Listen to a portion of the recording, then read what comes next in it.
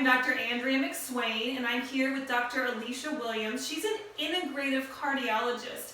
And I want to make sure you know that for Michigan, that is very special that she is here in Lansing with us, because there are just a few in our state, period. So we have Dr. Alicia Williams. We are very blessed, and we are talking about heart disease, and better yet, how to prevent heart disease.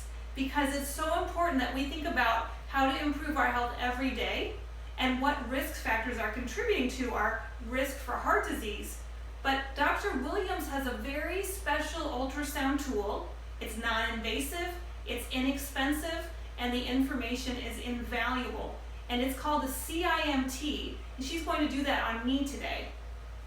And you might ask, why would I need this study? And that's what a lot of people ask. A lot of things can cause thickness in the walls of the artery and plaque buildup. We think we're healthy and we're not. Just because you don't have symptoms doesn't mean you don't have a problem. So one of the things that we do is we look at things like cholesterol, hormone levels, blood pressure. Those are all very common things. And as all of us get older, we can get into issues that thicken the arteries. There's about 50 different things that can do it. And one of the things as women that we don't realize is that when you go through pregnancy, if you have high blood pressure or diabetes, it can thicken the arteries. If you have certain types of arthritis like lupus and rheumatoid arthritis, that can thicken the arteries. And of course, probably the biggest thing that people get into is diabetes. But it can be pre-diabetes and they don't even know they have it because their blood sugar seems like it's okay, but then when they get a sugar challenge, their blood sugar spikes up and that can thicken the arteries. So we're going to take a look at the arteries to get a baseline, and this is very safe. It doesn't hurt, it's just ultrasound. And the nice part is we can pick up not only calcium, but we can pick up soft plaque that you can't see by other technologies.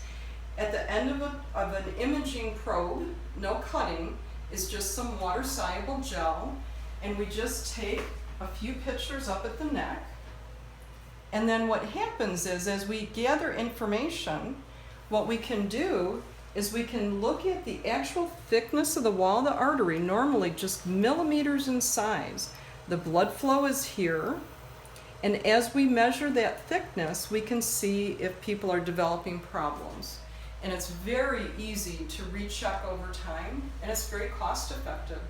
So there's many, many risk factors, and we'll post them on your website and our website so people can know, why should I have this test and is my heart okay? And that's critical because a lot of people end up with disability and they end up with huge medical bills because they didn't know that they had something that's treatable. And both of us are passionate about nutrition and lifestyle. It doesn't always mean a medicine, but for the people that need it, at least they know they need it, and it gives them options of treatment. And that's what really matters. Right.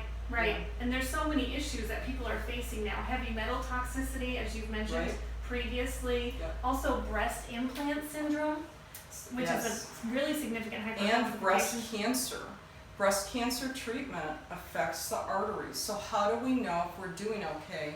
And this is one way to get a look at the arteries that feed the head, but that gives us a window to the whole body. Yeah. Definitely. Yep. Well, thank you so much. This was so easy. I just came in to see you today, and it gives us answers, and you get immediate feedback, and you can get a plan. And then you know that if I would be needing more blood tests to look for other risk factors, we can help with that, and you can help with that. Exactly. And then we can keep people out of trouble and healthy. Yeah, definitely. Yeah. Thank you. You're welcome.